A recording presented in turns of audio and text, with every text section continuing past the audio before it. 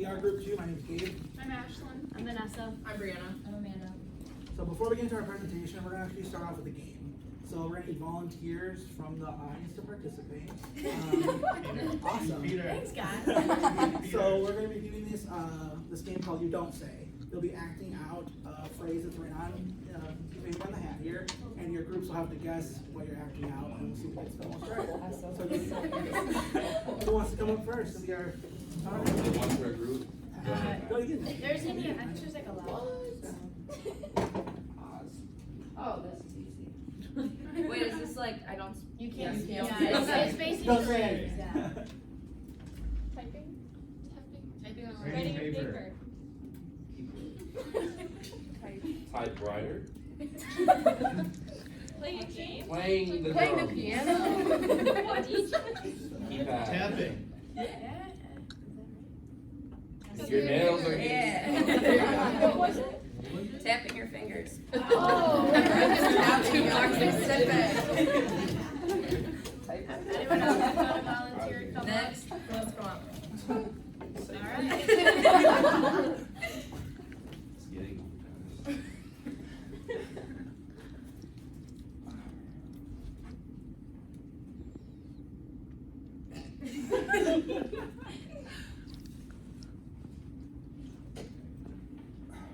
Lazy day.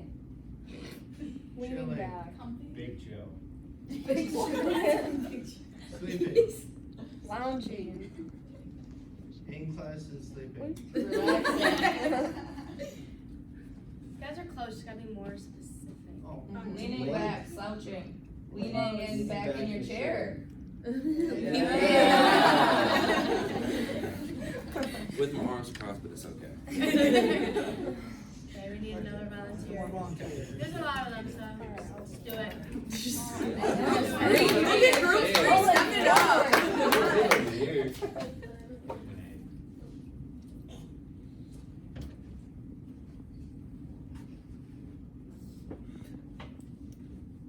Thinking.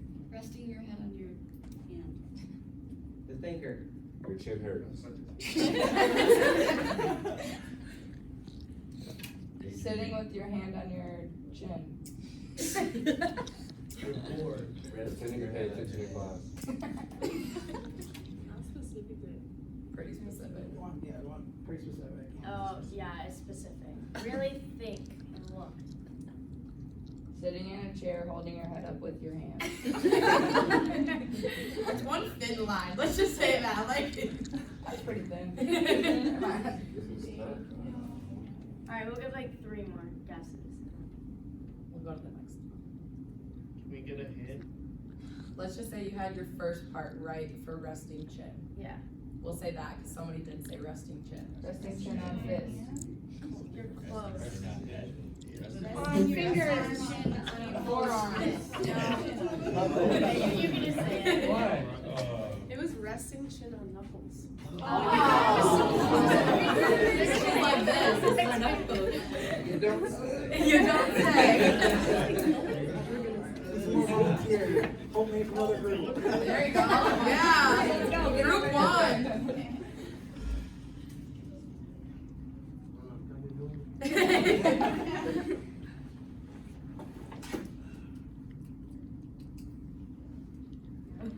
Looking into the distance. Looking around the class. Confused.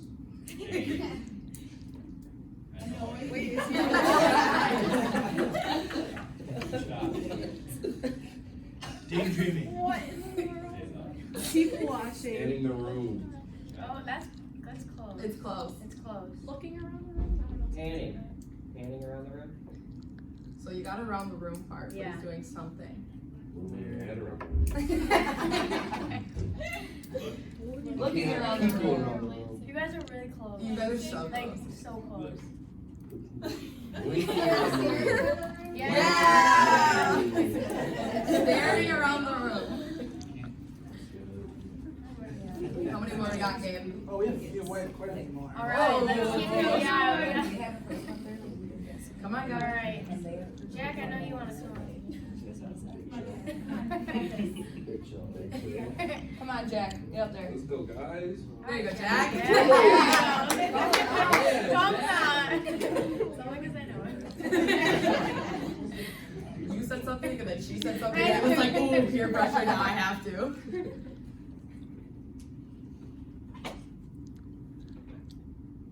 Leaning on the desk. Leaning forward on the desk. Leaning forward while resting your forearms on the desk.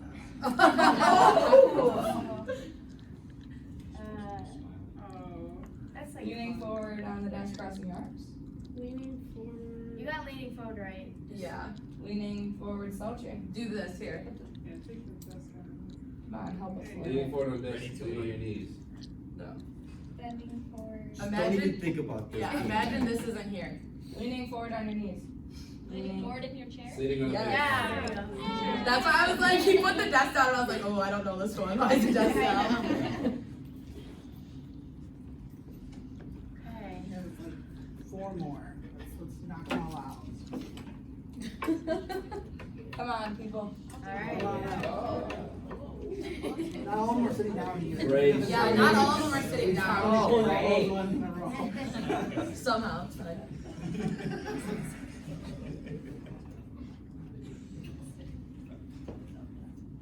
Nodding your head, Nodding. smiling. Smiling, Agreeing. Agreement. Oh, yeah. Nodding. Good.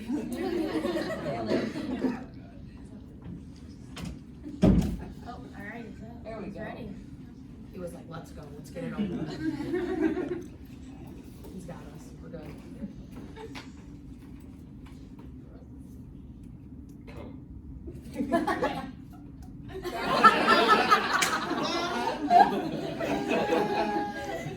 Such, We got 2 left. that was so good. Got 2 left. After the.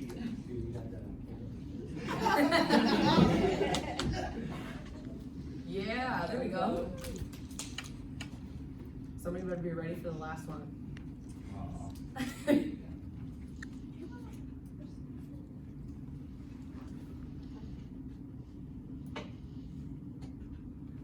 Howdy.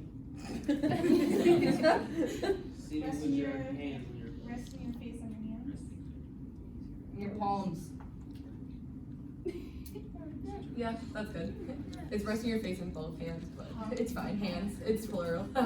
We'll take it. Got 1 more. Last one. Come on. Oh, you're gonna have to see. Well, here. He said, might as well. Double. There we go. He's like, the front is too easy. The front is way too easy.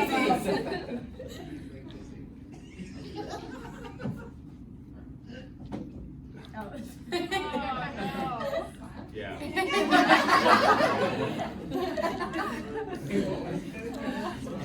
What was it? Smiling. All right, thank you for your participation.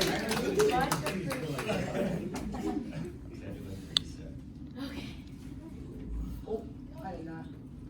So overall, nonverbal communication and teamwork is what we are talking about. So nonverbal communication is made up of messages like without or in addition of words. So actions speak louder than, or so loudly that they drown out spoken words usually. And this actually usually has a strong impact on whoever is the speaker or the receivers on the other end. When, like, we wrote this up, as soon as I heard this, I thought of the words, and the quote that everyone says is action speaks louder than words. Because how many times do you hear that in a lifetime? Too many. And then these actions happen because people use nonverbal symbols as a means to determine what, like, the sender is really thinking or how they really feel. Alright, so sometimes words can contradict nonverbal signs. Like, how many times have you gone up to someone and say, hey, how you doing? And they're like, oh, I'm good. But you can obviously tell that they're not good based on, like, their body language, the way they say it, like, oh, I'm good, you know, like, it totally changes the whole message of what they're saying. You can also substitute non-verbal for verbal. Sometimes you may be familiar with, like, thumbs up, or like, don't do that, or like, you know, surprise face, just like a bunch of nonverbal things that are pretty universal, that you can substitute for saying it. And then a lot of the time, nonverbals go along with verbal, like when somebody's talking to you, like a professor or your friend, and like it's a long like talk or whatever, and you're like not along with them, like so they know you're listening and like taking in the information, and that you're not just like thinking about other things. Okay, so teamwork is two or more people acting together to achieve a goal. Like for example, the activity we just did, there was someone up here that was acting out something. We as a class all had to be a team and try and guess what was happening. Using teams to achieve a goal can have several advantages. Members of a team bringing different skills and knowledge to the group. Team members who work together often create synergy. Effective workplace teams do not just happen. Team members must be selected who have the skills and knowledge needed to accomplish the goals of the team. Once the team is formed, the team members need to learn about each other. For example, I'm in a sport here at Whitewater, and we can't act as individuals. We have to act as a team, because if we don't act as a team, there's no way we're going to achieve a goal. There has to be teamwork, there has to be group effort, and yeah. Okay, and then to branch off of teamwork for slide 2, teams are formed for many different reasons and for many different goals. Communicating openly and tactfully is one of the most important guidelines to success in a group. Learning how to work together is the most challenging part of the development. It begins with establishing ground rules and procedures. Group contact is obviously very important in order to be successful. And in my opinion, honestly, I think teamwork is super neat because you get to come together with a bunch of different people and you see like what all your strengths are and you can bring them together, and I think that is awesome for creativity and ideas and thoughts. And then bringing these two things together is something people normally don't associate teamwork with nonverbal communication, but they are essential to work together. Like an activity we did, there were some very specific actions people were doing. And we wanted to show that nonverbal communication can be just as powerful as verbal communication. That's why some were very specific, some were very simple, like smiling and frowning, because we want to be able to gauge the different levels of nonverbal communication. So awareness of body language, eye contact, all that kind of stuff is very important. Like what is the receiver actually more likely to accept? You smiling and saying you're having a great day, or frowning and saying you have a great day? Which one are they more likely to believe? And then everybody obviously communicates in various ways, and nonverbal communication can just be as powerful as verbal communication. Any questions? So who had fun with that activity? How many people were very mad that we were so specific? And they were just like, oh, resting our hands on a desk. How many people were like annoyed with that? Okay, so yeah, and so like something to like portray off of that is like how many people do like team sports here, or obviously are in a team for like a team project? Everybody should be raising their hand because you're all in a group together. So something about that, and like Gabe said, is like and like I said with the nonverbal like receivers, if you're sitting in class and you're standing up here, or if you're standing up here presenting and there's a student sitting right here in front of me who's sitting here like this, or with their head down, how would you take that? How would you portray that? Or if you're doing that to a professor, how would they portray that? That's something to very big think about when you're in a classroom and you are presenting. If you see somebody doing that and it frustrates you, think about it on a professor's end, and you're that student that does it every class. So that's just something to be aware of. Also with like team group work or teamwork as a team, something very common, and I've noticed as like when a coach is talking to me and they're like critiquing me, I stand there like this. When you stand like this, it means you're not being open. If somebody is standing next to you, and it's very common and it's actually proven, where if you come into a room of people and everybody's sitting there like this, you're gonna walk in, look at everybody, and if you're sitting like this, sooner or later you're gonna end up sitting like this because you're closing yourself off too. If people are all sitting open and you try to be that stubborn person that sits like this, within 5-10 minutes you're going to be open too, and it's like a proven study out there. So those are just some big things to think about when in a classroom, presenting, talking with groups, talking with team members, talking to other people in general, because you can get that, I don't want to say bad rep, but like bad feelings back and forth between each other, and they could be like, they weren't even listening to me when you really were, but you weren't showing that through your body language. It's also like for these presentations, like really important because, you know, if you're standing up here and you're not like being present, you're like fidgeting with your fingers, you know, like you're slouching, like it just shows, you know, it gives off like things that people pick up on that you need to be careful of, and that's why it's so important to like have good posture, you know, be calm, and you know, I know it's hard when you're up here because it's kind of scary to talk in front of people, but it's definitely something we need to work on so we're not giving off these nonverbal communications in like a negative way. I don't have a question, it's just something that I learned in another class about, they broke it down by nonverbal communication by gender.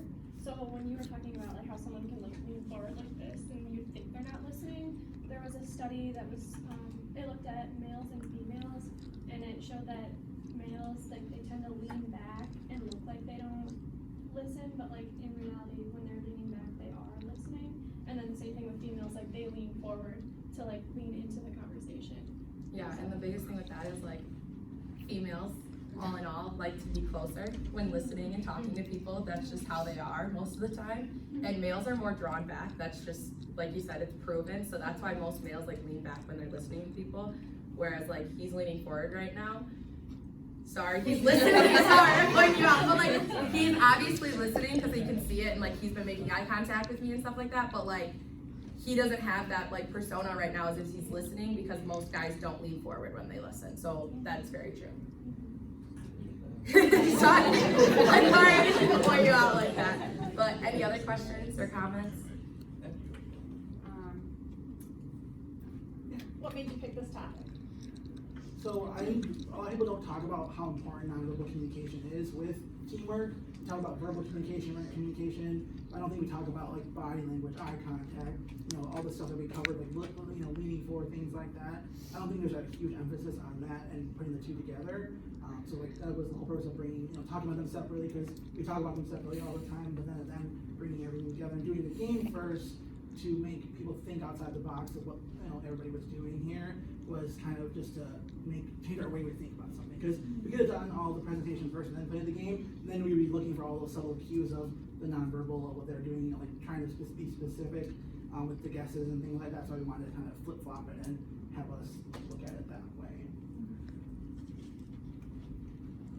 Does anyone else have any like personal experiences like Yeah. nonverbal? How did you like come up with the activity? So this activity actually I found online, which is really cool, because like I was looking for like team building activities with nonverbal communication, because there's not a lot of like for nonverbal communication, and some of the things I saw on there were very specific, you know, like sitting down with, you know, crossing, you know, arms crossed, sitting back in a chair. You know, all the guesses at first was just sitting down, leaning back, like, so like that was the kind of really nice thing. And then some like were very simple to kind of trick you to think like, what, you know, maybe there's something more there or not there. You know, they were very, it was just kind of, you know, eye-opening thinking type of thing for that activity. I'll bring up an experience. So, this actually comes really handy when you guys actually do get in the job world. So I was a boss, and if I was to walk into a meeting like this, everyone was like, oh crap, we're all in trouble. Or, you know, like I pulled them in the office and I was sitting there with my arms crossed, they would think they were actually in trouble when it was like nothing, like it was just, I was tired. But same thing, like if you know that you're going into a meeting that's gonna be kind of hostile, I guess you could say. If you have the right body language, more open arms, it kind of makes you more inviting and makes the atmosphere better. One more question. I was gonna say one more thing.